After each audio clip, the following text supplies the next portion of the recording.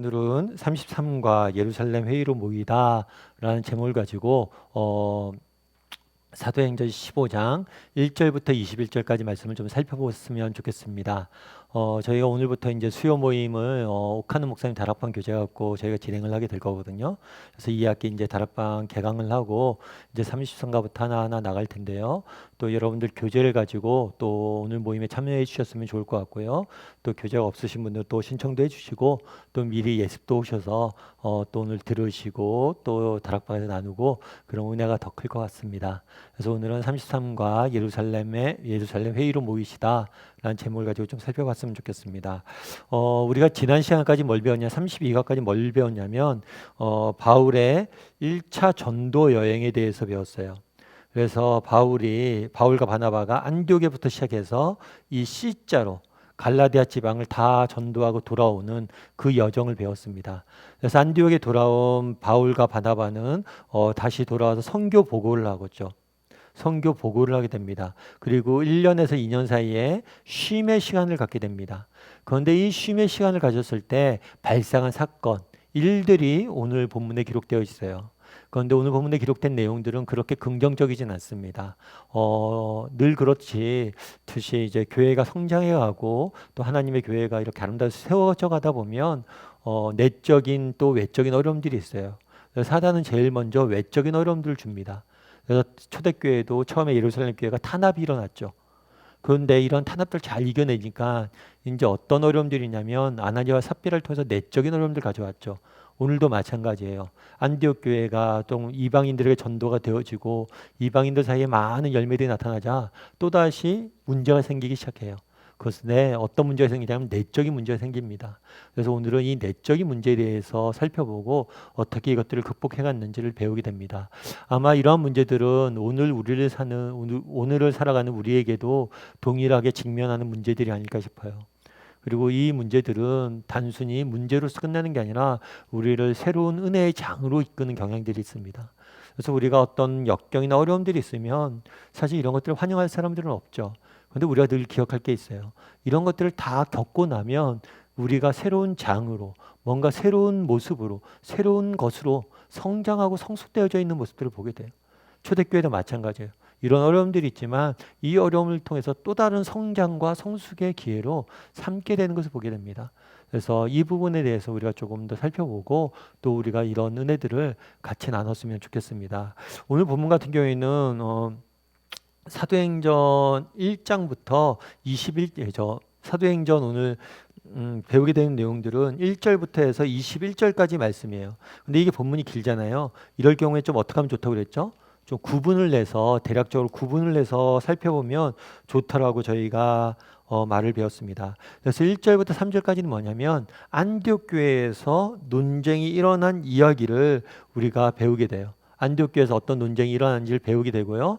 그 다음에 4절부터 21절까지는 안디옥 교회에서 논쟁이 일어났어요. 그리고 이 문제를 해결하기 위해서 어디로 갔냐면 예루살렘 교회로 갑니다. 왜 예루살렘 교회로 가냐면 그 당시 예루살렘 교회는 전체 기독교회의 본산과 비슷해요. 그리고 교계의 지도자들이 많이 모여 있었어요. 그래서 그곳에 가서 최종적으로 이 논쟁을 정리하고 바른 방향을 찾게 되는 겁니다. 그래서 안디옥 교회에서 논쟁이 일어난 이야기와 또 그 문제를 가지고 어떻게 하면 예루살렘 교회에 가서 그 문제를 해결했는지에 대해서 오늘 우리가 배우게 되는 거죠. 그리고 예루살렘 교회에서 있었던 이야기가 쭉 나오는데 7절부터 11절까지는 무슨 이야기가 나오냐면 베드로가 어떤 이야기를 했는지 이 문제에 대해서 베드로의 주장이 나와요. 그리고 12절에서는 바울과 바나바가 이렇게 진술이 나오죠. 그 다음에 마지막엔 야고보의 진술이 나옵니다. 그래서 이 이야기를 통해서 문제를 해결해 나가는 모습들을 보게 됩니다. 그럼 먼저 이런 전체적인 구조를 여러분들 머리에 두고 마음의 문을 열면 한번 같이 읽어보도록 하죠. 같이 한번 읽어보았으면 좋겠습니다. 같이 읽도록 하겠습니다. 이방인 교회가 여기저기에 세워지고 소식이 전해지자 그리스도의 복음을 대적하고 어린 신자들을 잘못된 길로 유인하려는 거짓 선생들이 나타나기 시작했다. 그들은 이방인을 위한 첫 교회라 할 수 있는 안디옥 교회부터 먼저 시험했다. 그들은 유대인이면서 예수를 믿게 된 자들로 그들은 오직 예수를 믿음으로 구원받는다는 복음에 전적으로 동의하지 않고 있었다. 율법을 지키는 것과 예수를 믿는 것을 나란히 놓고 구원받기 위해서는 둘 다 반드시 필요한 조건으로 보았다. 비록 그들은 겉으로는 예수를 믿는다고 했지만 실은 사탄의 앞잡이요 양을 몰고 가는 일에 지나지 않았다. 그들이 어린 교회들을 돌아다니며 끼친 피해는 실로 엄청났다. 이 시간에는 안디옥 교회가 이 어려운 시험을 어떻게 대처하여 이길 수 있었는지를 함께 배우도록 하자. 예, 오늘 본문에서 배우는 내용은 뭐냐면 오늘 가서 배우는 것은 시험이에요. 시험이 나타나는데 특별히 어떤 시험이에요? 내부에 거짓 선생들이 나타나기 시작했죠. 그래서 이 거짓 선생들이 뭘 한 거예요? 잘못된 가르침을 가르치기 시작한 거예요. 그래서 이 잘못된 가르침에 대해서 어떤 식으로 잘못된 가르침이 있었는지, 그리고 또 이것들을 통해서 어떻게 극복했는지에 대해서 좀 살펴보게 됩니다. 사실 이거는 오늘날 교회도 마찬가지죠. 오늘날 교회에도 안타깝게도 이렇게 거짓 선생들이 교회 안에도 존재할 수 있어요. 잘못된 이론, 잘못된 주장을 가지고 우리 믿는 사람들을 현혹시키는 거죠. 그래서 이러한 잘못된 거짓 선생들에 대해서 우리가 어떻게 바라보고 어떻게 이것들을 잘 우리가 극복해야 될지에 대해서 몇 가지 이야기를 좀 나눠봤으면 좋겠습니다. 그러면 1번 문제를 한번 같이 읽어봤으면 좋겠는데요. 같이 읽도록 하겠습니다. 유대로부터 온 어떤 사람들이 안디옥 교회에 와서 무엇을 했으며 그들의 주장은 무엇이었나? 예, 1절에 보면 이렇게 됐어요. 어떤 사람들이라고 되어 있어요. 어떤 사람들이 되어 있는데 이 사람에 대해서 구체적으로 설명은 되어 있지 않았죠. 그런데 한 가지 중요한 건 유대로부터 왔다는 거예요. 그러니까 사실은 유대 지방, 예루살렘 지방에서 안디옥 지방까지는 꽤 먼 거리가 떨쳐져서 몇백 킬로미터 떨어져 있어요. 그래도 그이까지 쫓아올 정도 열심이 있었던 거죠. 열심을 가지고 쫓아왔어요. 그런데 이 열심은 잘못된 열심이에요. 무엇이냐면 잘못된 생각을 가지고 잘못된 가르침을 가지고 안디옥 교회를 시험에 들게 하기 위해서 이 사람들이 온 거죠. 그래서 이 사람들은 어떻게 보냐면 유대주의자라고 봅니다. 그 유대주의자가 뭐냐? 이 사람들은 유대인들의 선민의식에 사로잡혀 있었어요. 그건 뭐냐면 구약 때부터 계속해서 유대인들은 뭘 믿었냐면 유대인만이 하나님의 백성이다. 이런 믿음들이 있었어요. 그래서 이 사람들은 뭘 주장했냐면 사람들이 이제 이방인들이 그리스도인이 됐잖아요. 근데 예수님을 믿고 그리스도인이 됐어요. 그런데 이 사람들이 그리스도인이 되기 전에는 먼저 뭐가 돼야 된다고 생각했어요?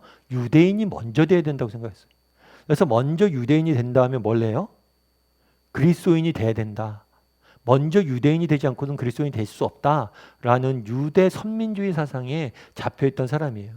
그래서 이 사람들이 뭘 가르쳤는데 뭘 가르쳤다고 그랬어요? 너희가 모세의 법대로 할례를 받아야 된다라고 되어 있어요. 이 할례는 원래는 아브라함과 하나님이 맺은 언약이에요. 아브라함과 하나님이 맺은 언약으로서 이 언약은 순종의 상징이에요. 이 할례 언약을 맺음으로써 어떤 걸 표현하냐면 내가 하나님을 나의 인생의 주인으로 모시고 하나님의 뜻에 순종하겠습니다 라는 징표로서 뭘 한 거예요? 할례를 맺었어요. 그리고 할례 언약을 맺으면 결코 이것은 취소되지 않습니다. 그러니까 영원한 하나님 나라의 백성이 되는 거예요. 그래서 뭘 이야기를 했냐면 이 사람들이 예수님을 믿었는데 이걸로 되지 않는다. 이 사람들이 우리처럼 할례를 받아야 된다. 아브라함이 하나님과 할례 언약을 맺었던 것처럼 이 사람들이 할례 언약을 받아야 된다. 이렇게 주장을 한 거예요. 그리고 5절에 보면 어떻게 되어 있죠? 5절에 보면 바리새파 중에 어떤 믿는 사람이 일어나 말하되 이방인에게 할례를 행하고 모세의 율법을 지키게 하라는 것이 마땅하다. 그러면서 뭐라고 했냐면 율법을 지키는 거예요. 단순히 할례만 행하는 게 아니라 할례 이후에 뭐예요? 율법을 지키게 이렇게 요청을 한 거예요. 이 할례는 어쩌면 그런 쪽에 가깝다고 볼 수가 있어요.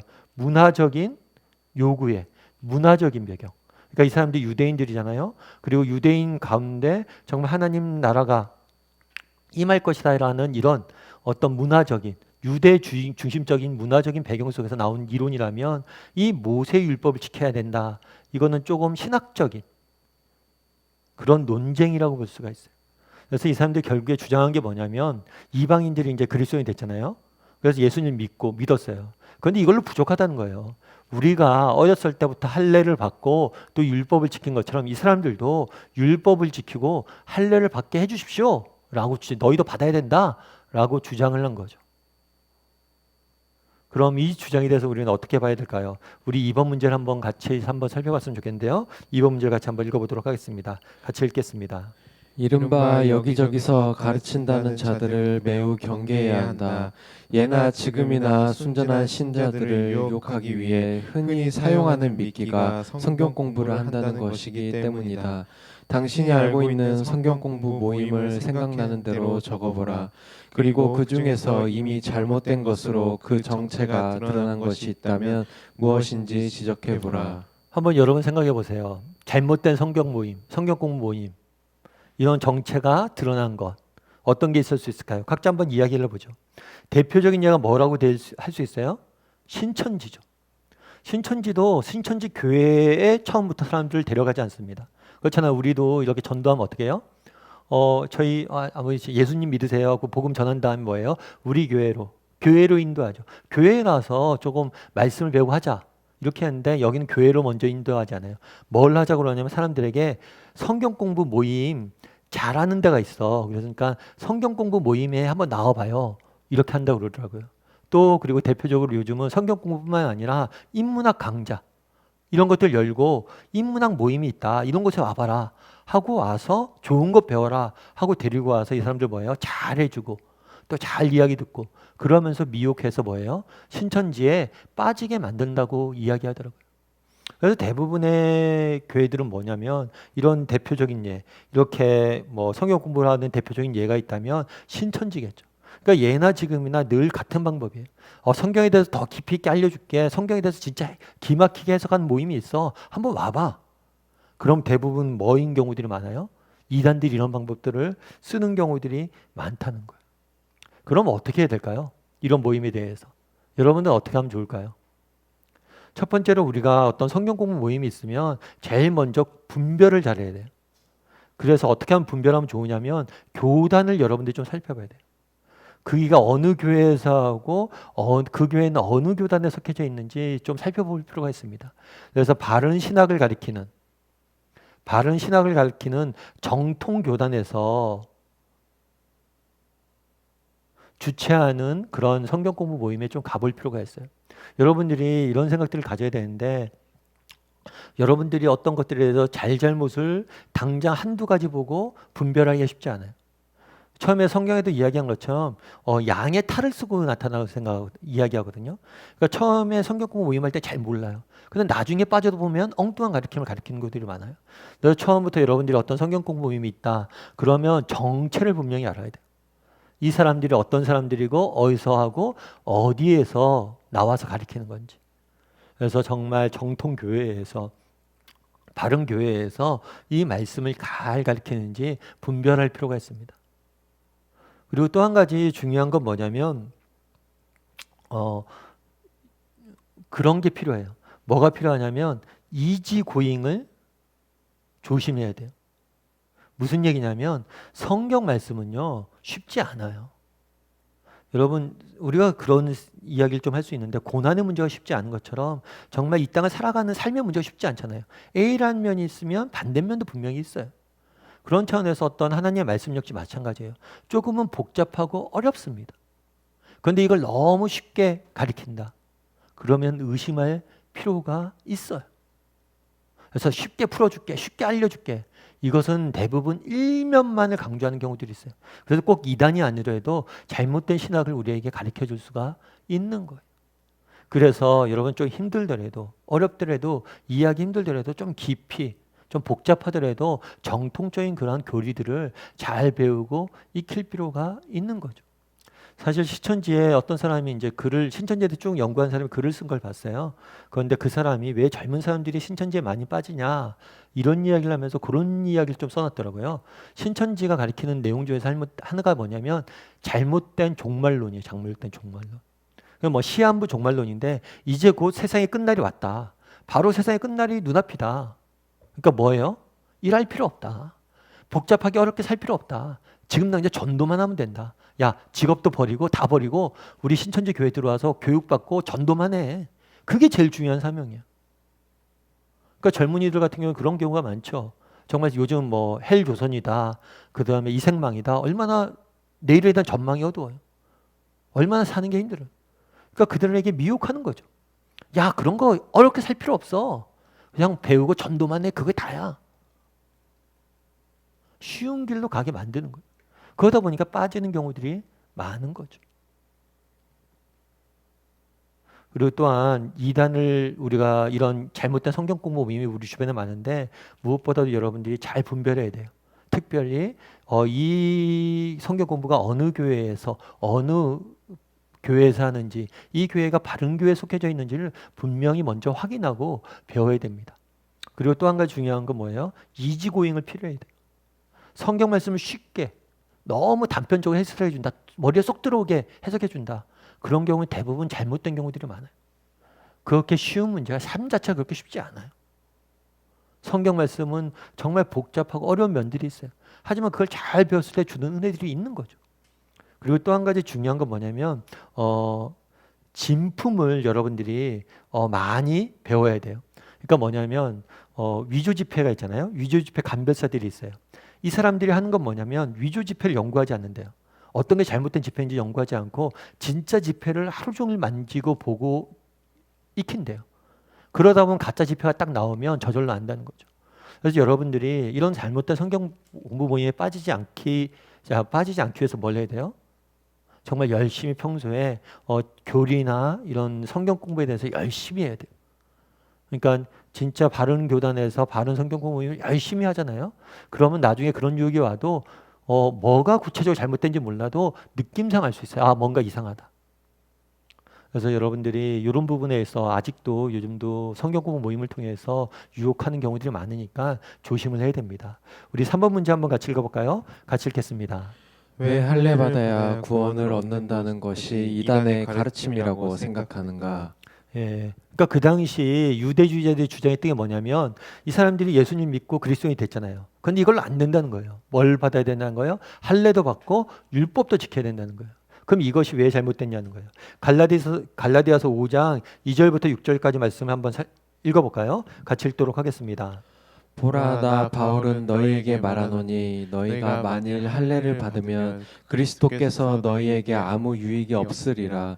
내가 할례를 받는 각 사람에게 다시 증언하노니 그는 율법 전체를 행할 의무를 가진 자라. 율법 안에서 의롭다함을 얻으려 하는 너희는 그리스도에게서 끊어지고 은혜에서 떨어진 자로다. 우리가 성령으로 믿음을 따라 의의 소망을 기다리노니 그리스도 예수 안에서는 할례나 무할례나 효력이 없으되 사랑으로서 역사하는 믿음뿐이니라. 예. 우리가 이 사람들이 계속 주장했던 게 뭐냐면 할례를 받고 또 뭘 하냐면 율법을 행하라. 이렇게 주장을 했어요. 그런데 할례를 받고 율법을 행하는 주장이 뭐라고 이야기하냐면 그리스도에게서 끊어지고 은혜에서 떨어진 자로다라고 주장을 했어요. 그러니까 뭐냐면 바울이 주장한 핵심이 이런 거예요. 우리가 구원을 받잖아요. 우리가 구원을 받습니다. 구원을 받는데 이 구원은 뭘로만 받는 거예요? 구원을 받는 거는 오직 믿음으로만 받는 거예요. 그런데 우리의 행위로 구원을 받을 수가 없어요.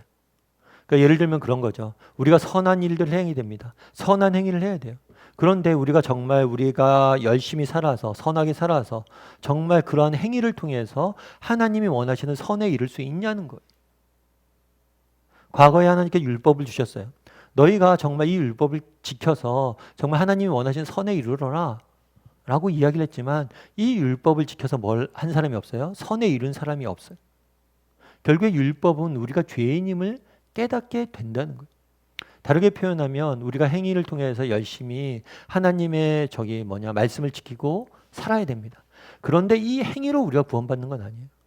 왜냐하면 우리가 열심히 행위로 잘 살고 열심히 살아서 정말 이걸 통해서 인정을 받아서 이 행위로 우리가 의인임을 인정을 받아서 구원을 받는 게 아니에요.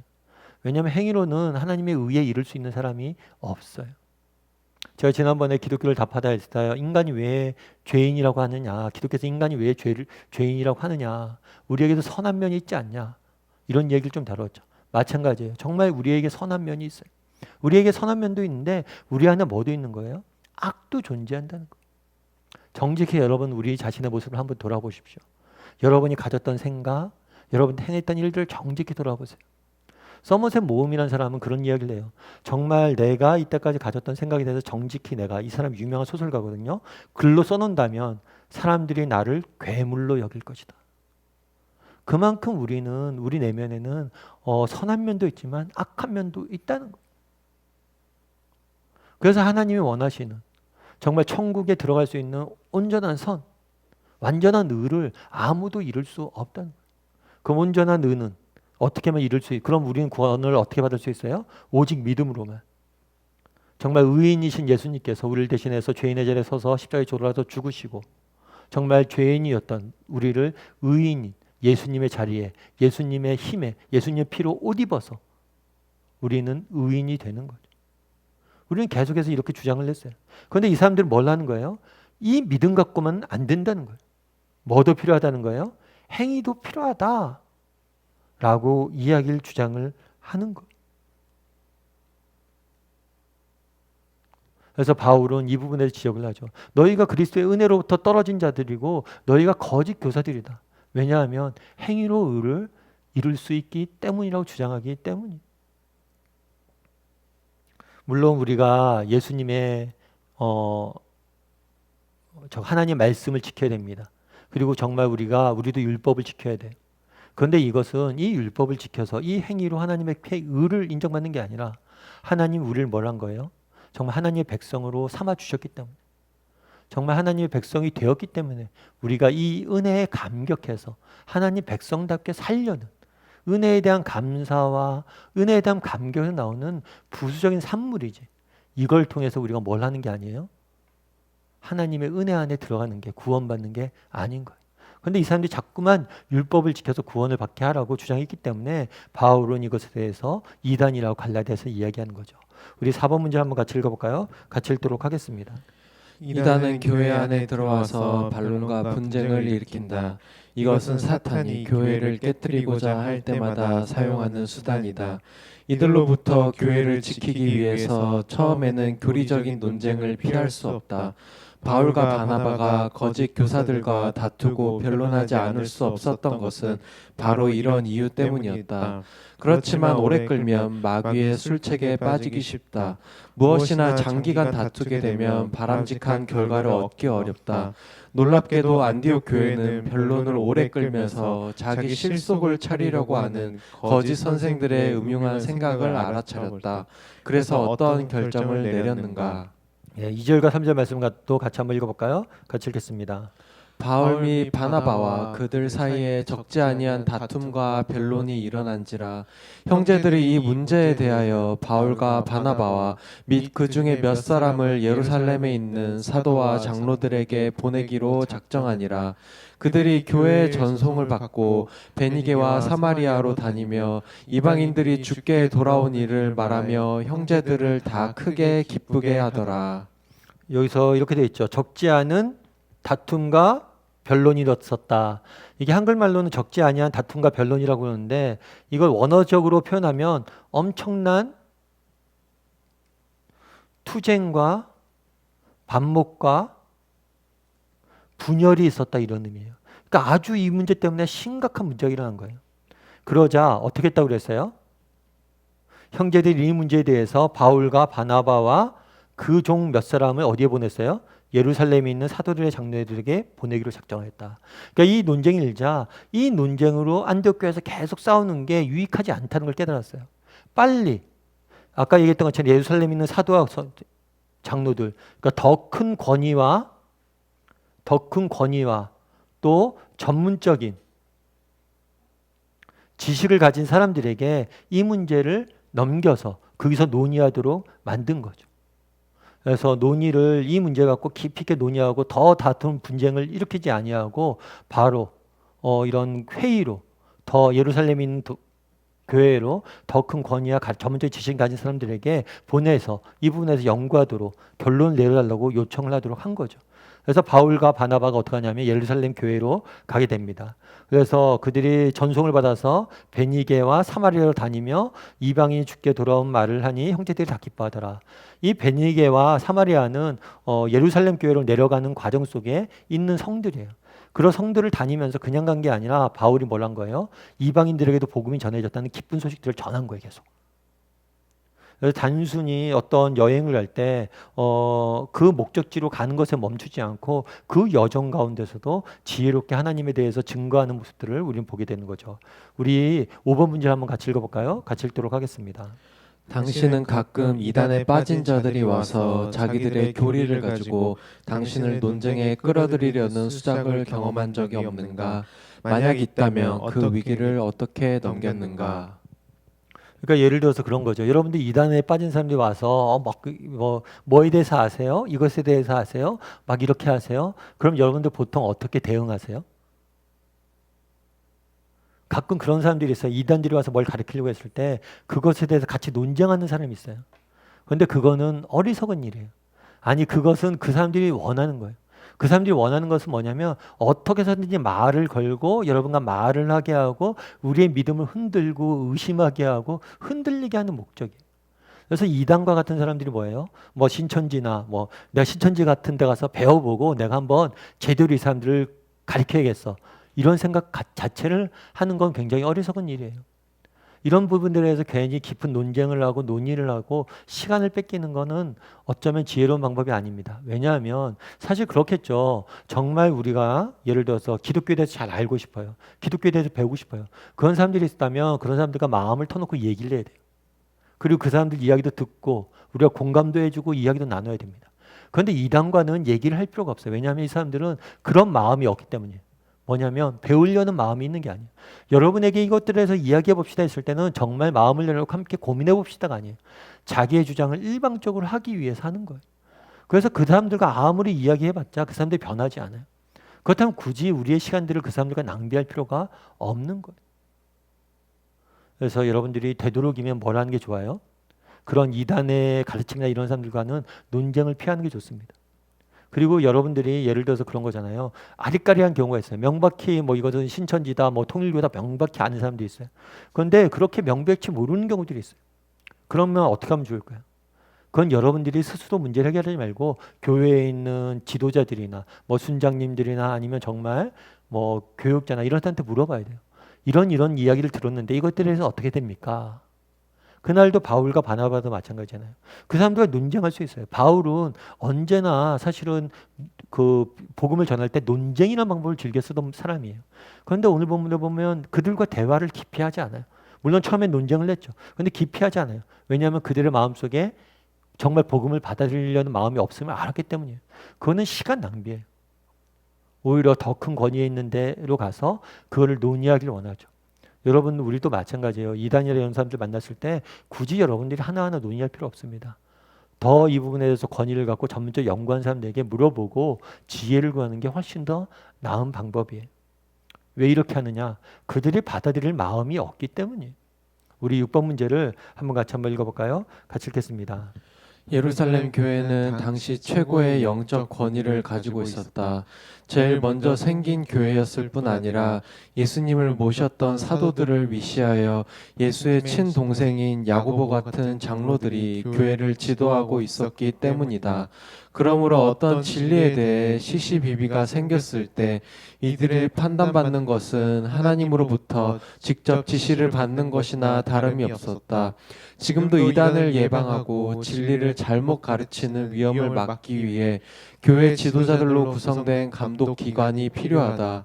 목사가 제 마음대로 가르쳐도 되는 풍토는 매우 위험하기 때문이다. 우리에게 교단의 울타리가 필요하고 노예나 총회 같은 제도를 무시할 수 없는 이유가 여기에 있다.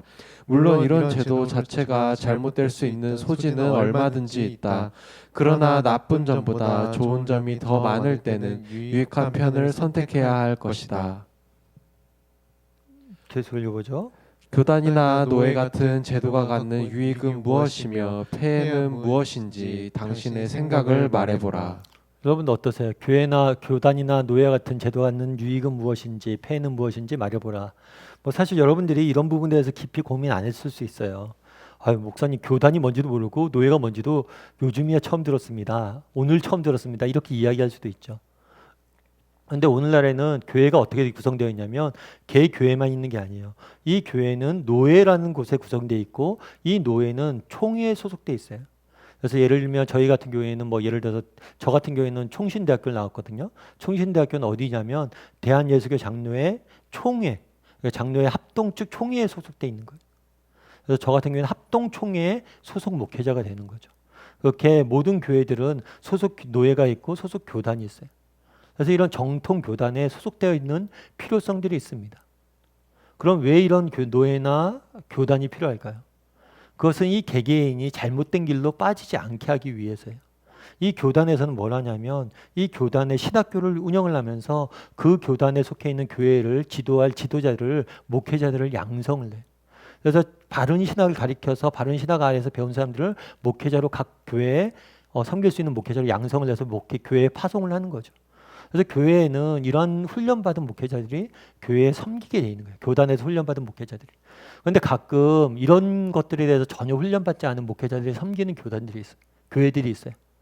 소속 교단도 없고 소속 총회도 없고 그냥 자기 마음대로 막 하는 경우들이 있어요. 그런데 이런 경우들은 개인에 따라서 유형이 천차만별입니다. 예를 들면 정말 좋은 이런 교단이나 이런 총회에 소속되지 않아도 정말 바르게 신학하고 바르게 가르칠 수 있는 확률도 있어요. 그런데 반대로 이런 것들의 제도적 제한이 없기 때문에 자기 마음대로 정말 잘못된 가르침을 많이 가르치는 경우들이 있어요. 그렇기 때문에 우리는 어떤 교회나 이런 부분들이 반드시 노회나 교단에 가입되는 게 좋습니다. 왜냐하면 이런 것들은 뭘 방지할 수 있어요? 이런 잘못된 이단에 그 교회나 개인이나 목회자들이 이단에 빠지는 것을 방지할 수 있기 때문이에요. 그런데 물론 이런 교단이나 이런 노예들의 폐해도 있죠. 그건 뭘까요? 이런 어찌 됐거나 어떤 제도화되는 것, 이건 굉장히 위험한 요소들이 있어요. 제도화되다 보니까 이것들이 권력이 생기게 되고 이런 것들이 부가 생기게 되고 그러다 보면 뭐 할 수가 있어요? 타락할 위험이 있는 거예요. 그래서 교단 같은 경우에도 이 제도권 자체도 굉장히 타락해지는 경우들이 많습니다. 정말 그렇지만 이런 제도 자체가 나쁜 게 아니에요.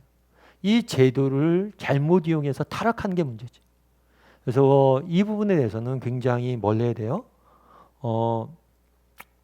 조심히 우리가 다루어야 됩니다. 그래서 되도록이면 교단이나 노예나 이런 것들에 소속되어 있는 게 좋고, 그런데 이 교단이나 노예가 잘못된 길로 빠지지 않도록 늘 겸손하게 자신의 모습을 성찰할 필요가 있는 거죠. 그래서 교단이나 노예가 갖는 장점들이 있고 이런 것들의 단점들이 있다는 것을 알고 우리가 잘 선택하는 게 좋아요. 그런데 오늘날 문제에 나와 있는 것처럼 결국에 교단이나 이런 노예의 제도 자체가 문제가 많을 수 있습니다. 그럼에도 불구하고 이런 교단이나 노예에 대해서 우리가 주의 깊게 요즘 그 가치를 두는 게 뭐냐면 이단이 많아지기 때문이에요. 신천지나 이런 것들이 잘못된지 누군가 판단해야 되잖아요. 어떤 특정 교회가 문제를 일으켰어요. 그럼 이 교회가 잘못됐다고 누군가 판단해 줘야 되잖아요.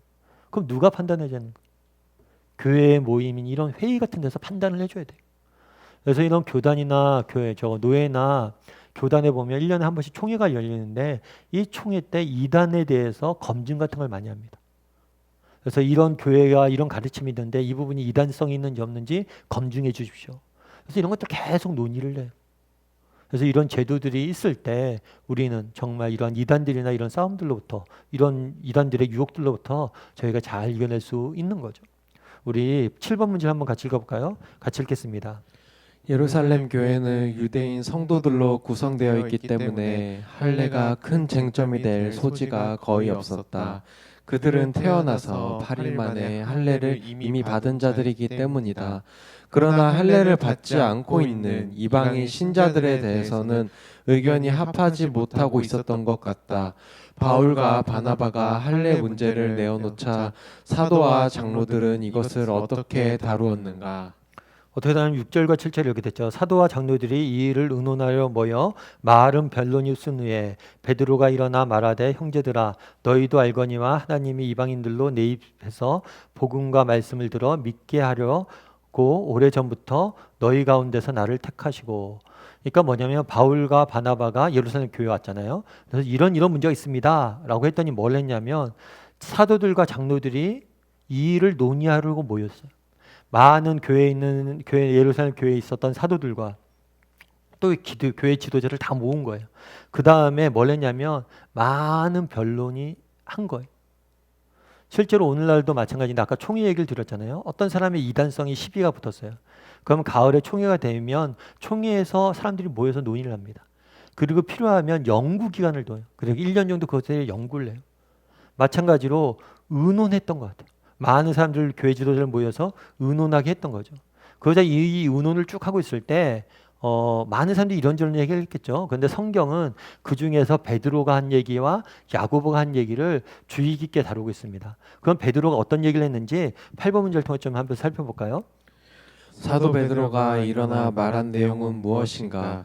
그리고 장로 야고보는 이에 대해 어떤 의견을 내놓았는가? 먼저 7절과 11절 말씀을 같이 한번 읽어봤으면 좋겠는데요. 같이 읽도록 하겠습니다. 많은 변론이 있은 후에 베드로가 일어나 말하되 형제들아 너희도 알거니와 하나님이 이방인들로 내 입에서 복음의 말씀을 들어 믿게 하시려고 오래전부터 너희 가운데서 나를 택하시고 또 마음을 아시는 하나님이 우리에게와 같이 그들에게도 성령을 주어 증언하시고 믿음으로 그들의 마음을 깨끗이 하사 그들이나 우리나 차별하지 아니하셨느니라. 그런데 지금 너희가 어찌하여 하나님을 시험하여 우리 조상과 우리도 능히 매지 못하던 멍에를 제자들의 목에 두려느냐. 그러나 우리는 그들이 우리와 동일하게 주 예수의 은혜로 구원받는 줄을 믿노라 하니라. 예, 베드로가 일어나서 말하죠. 베드로가 일어나서 말하는데 너희도 알거니와 하나님이 이방인들로 내 입에서 복음의 말씀을 들어 믿게 하려고 자신의 경험을 이야기를 해요. 어떤 경험을 이야기해요? 베드로도 마찬가지죠. 베드로도 이방인들 고넬료의 집에 가서 복음을 전하고 그 집이 온전히 예수님을 믿게 된 것을 보게 돼요. 처음에 베드로도 이방인들이 과연 복음을 믿을 수 있을까? 그들이 정말 우리와 똑같은 하나님의 백성이 될 수 있을까? 의구심이 있었는데 하나님께서 직접 환상을 보여주시고 또 그들에게 복음을 전하게 하셔서 믿게 하셨다는 거예요.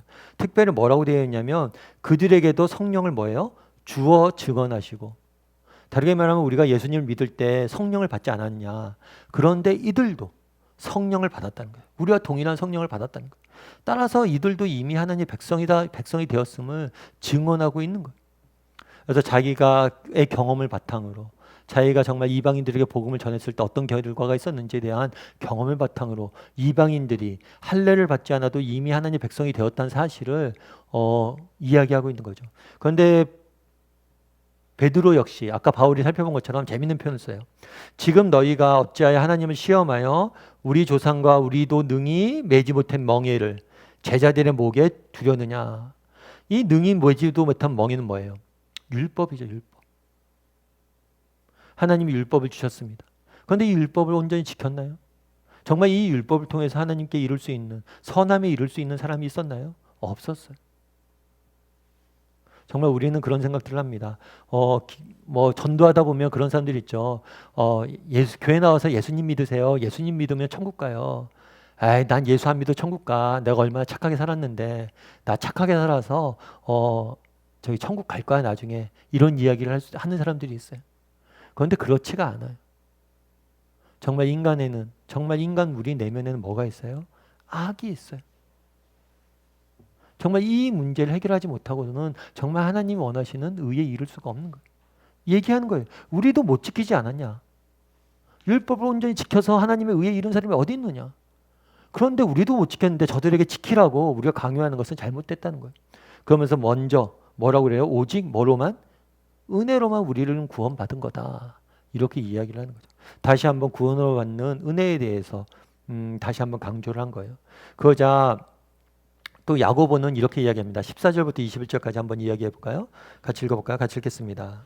하나님이 처음으로 이방인 중에서 자기 이름을 위할 백성을 취하시려고 그들을 돌아보신 것을 시므온이 말하였으니 선지자들의 말씀이 이와 일치하도다. 기록된 바 이후에 내가 돌아와서 다윗의 무너진 장막을 다시 지으며 또 그 허물어진 것을 다시 지어 일으키리니 이는 그 남은 사람들과 내 이름으로 일컬음을 받는 모든 이방인들로 주를 찾게 하려 함이라 하셨으니 즉 예로부터 이것을 알게 하시는 주의 말씀이라 함과 같으니라. 그러므로 내 의견에는 이방인 중에서 하나님께로 돌아오는 자들을 괴롭게 하지 말고 다만 우상의 더러운 것과 음행과 목매어 죽인 것과 피를 멀리하고 편지하는 것이 옳으니 이는 예로부터 각 성에서 모세를 전하는 자가 있어 안식일마다 회당에서 그 글을 읽음이라 하더라. 베드로는 뭘 갖고 저기를 했어요? 베드로는 자신의 경험을 가지고 하나님께서 어떤 일들을 이들에게 행하셨는지를 가지고 설명을 했어요. 그런데 야고보, 여기서 야고보는 뭘 증언하냐면 선지자의 말씀을 가지고, 다르게 말하면 구약 성경을 가지고 하나님이 정말 이들에게도 임했다는 것을, 오직 은혜로만 구원받는다는 것을 보여주게 되는 거죠. 그러니까 우리가 중요하게 여기서 배울 수 있는 원칙이 하나 있어요. 우리의 최종적인 의사 판단의 기준은 뭐예요? 성경이에요, 성경. 정말 성경을 통해서 정말 하나님께서 정말 진리를 우리는 분별할 수 있어야 돼요. 그래서 야고보는 뭘 하냐면 구약 성경의 말씀을 통해서, 여기서 시므온은 뭐냐면 베드로예요, 베드로. 베드로의 옛날 이름인데 이 베드로의 주장이 뭐와? 하나님의 말씀과 구약 성경과 일치하는 것을 보여주고 있는 거예요. 여기서 인용한 말씀 뭐냐면 구약의 아모스서라는 성경이 있어요. 이것의 9장의 11절부터 12절까지 말씀을 지금 인용하고 있는 거예요. 그래서 먼저 하나님은 다윗의 무너진 집을 회복하고 그 허물어진 곳을 다시 고칠 것이며, 이 다윗의 무너진 집을 무너진 장막을 다시 짓고 그 허물어진 벽을 다시 지을 것이며, 이것은 무엇을 의미하냐면 십자가의 죽음과 부활을 의미하는 거예요. 다윗의 장막이 무너졌다, 성전을 헐라, 그것은 예수님의 죽음을 의미하는 거죠.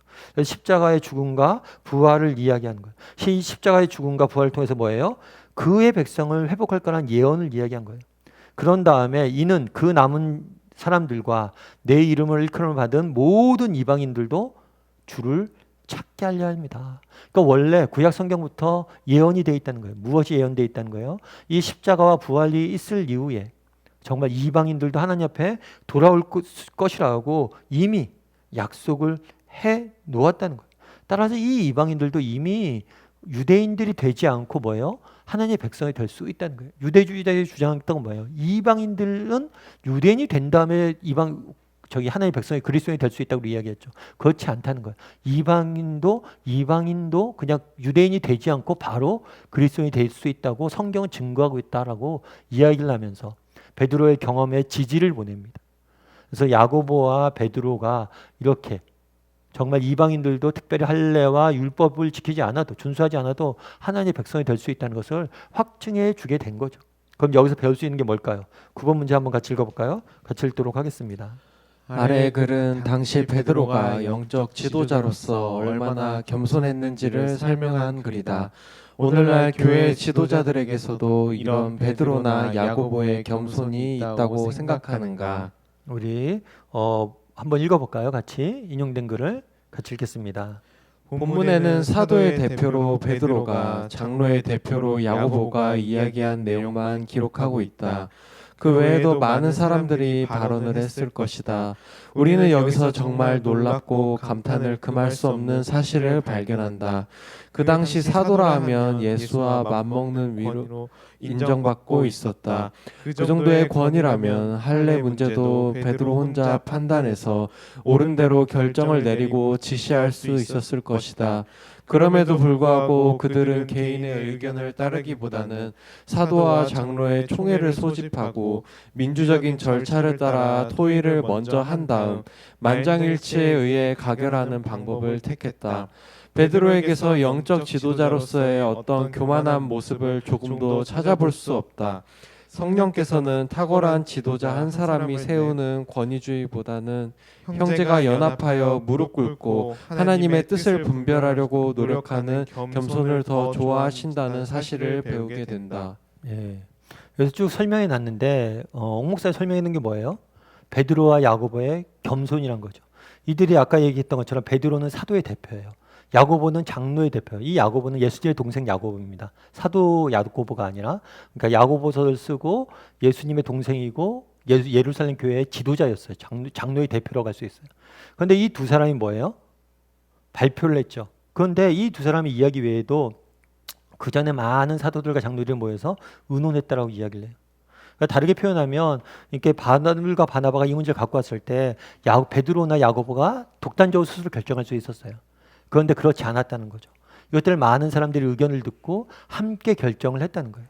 그러면서 이런 표현을 쓴 거죠. 그래서 목사님은 이렇게 썼냐면 9번 문제에서 아래의 글은 베드로가 영적 지도자로서 얼마나 겸손한지를 설명한 글이다.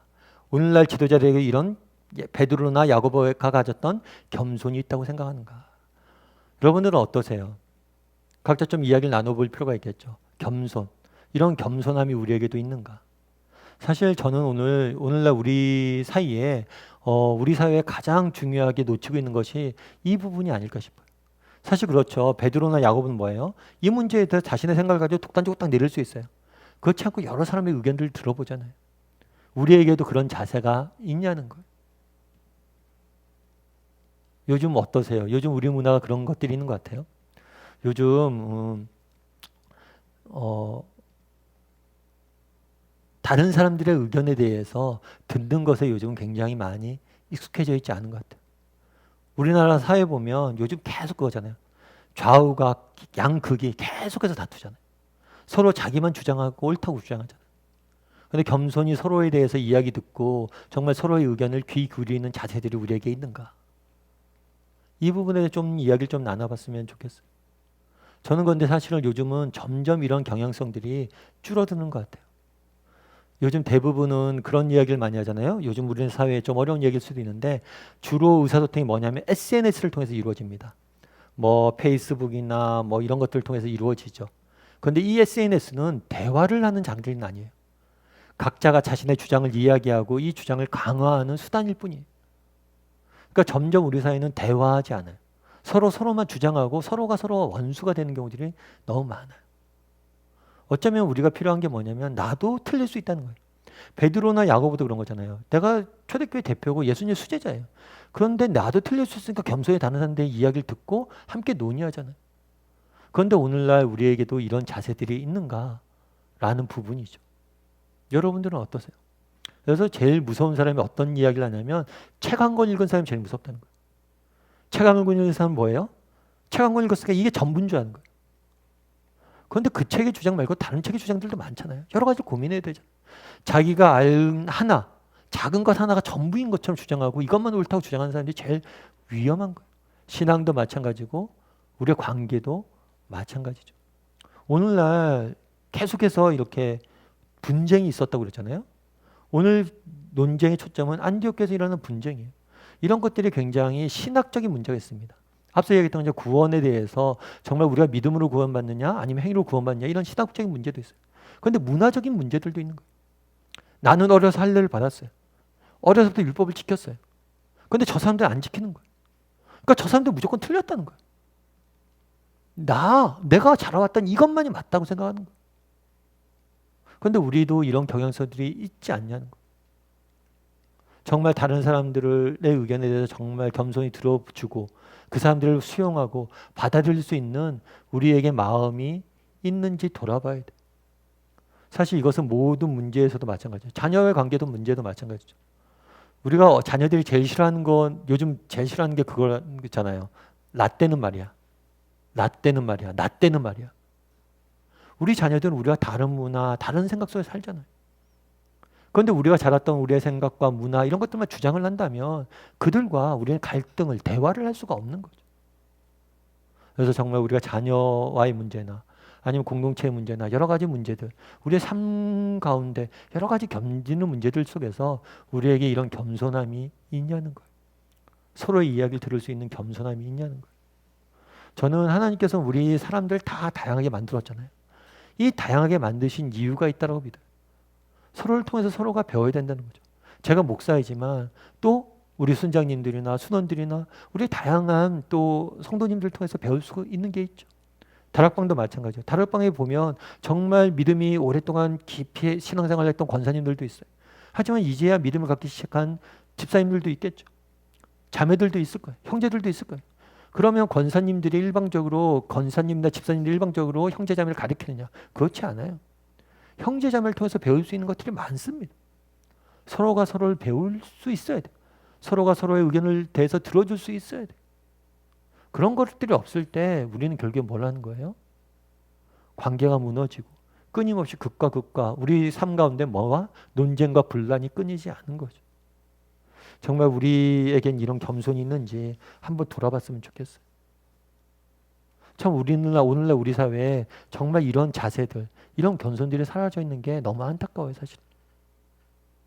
그런데 이것이 결코 특정 정치 지도자들, 특정 교회 지도자들의 문제가 아니란 거예요. 우리 사회에 보편적으로 만연되어 있는 문화이고 풍토라는 거예요. 이 부분에 대해서 여러분들 이야기를 좀 나눠봤으면 좋겠어요.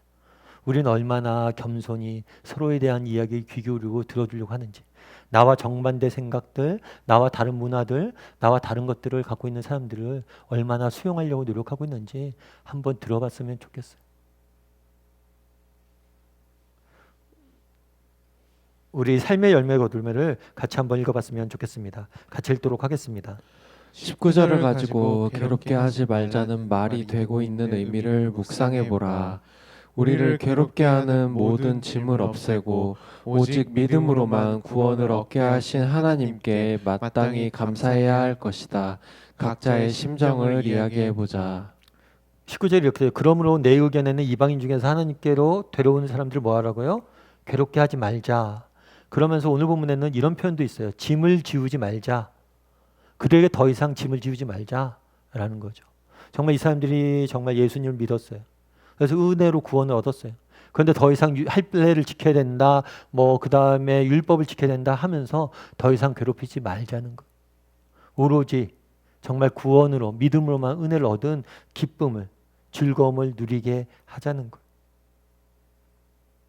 여러분들은 어떠세요?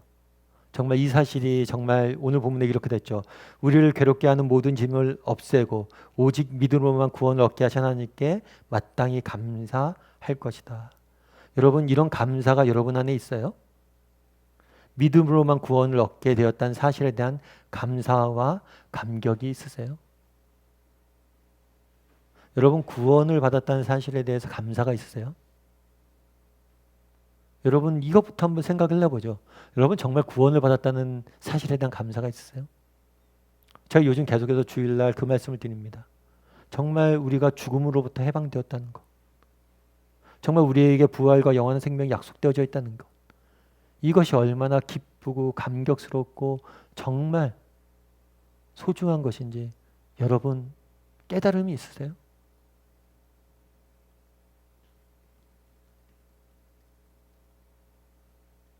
여러분, 정말 이것들에 대한 감사가 있으세요? 감격이 있으세요?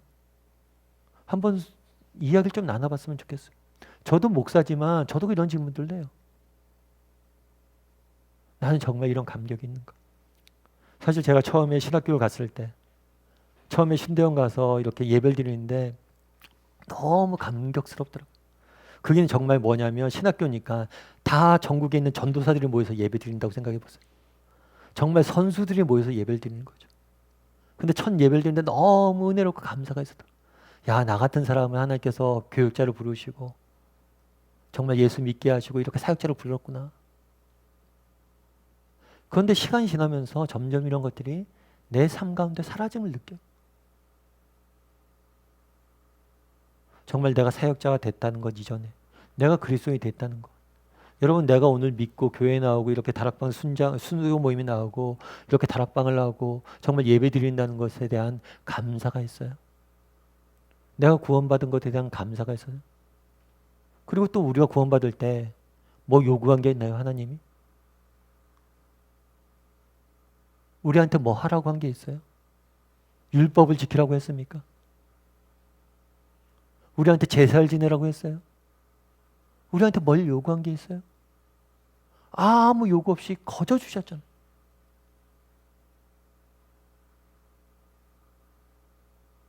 그렇다면 우리에게 이 감사가 있어야 정상이에요. 그런데 우리가 정말 이것에 대한 감사가 있냐는 거. 초대교회 성도들이 싸우잖아요. 정말 오직 믿음으로만 구원받는 거다. 엄청난 논쟁을 벌이잖아요. 수백 킬로를 떠나서 가면서도 모든 교회 사람들이 모여서 이야기하잖아요. 왜요? 이만큼 중요한 문제고 이만큼 가치 있는 것이 없기 때문에 이것들을 깊이 있게 논의한 거죠. 그런데 우리는 어떨까요? 여러분 오늘 다락방에 뭐 여러 가지 교회 내 분쟁들에 대한 이야기들이 쭉 있습니다. 여기서 살펴볼 게 여러 가지가 있어요. 그 중에 하나는 뭐냐면 아까 이단에 대한 대처법이에요. 그것도 중요하게 한번 다뤄보세요. 그리고 또 한 가지 살펴볼 게 있어요. 겸손함이에요. 정말 이렇게 서로의 의견을 듣고 정말 깊이 있게 논의하고 열린 마음으로 나와 다른 사람들을 수용하고 받아들이고 함께 성장하려는 마음들이 우리에게 있냐를 봐야 돼요. 그리고 정말 근데 오늘 보면서 봐야 될 게 있어요. 그건 뭐냐면 우리의 감사가 있냐는 거. 구원에 대한 감사가 있냐는 거.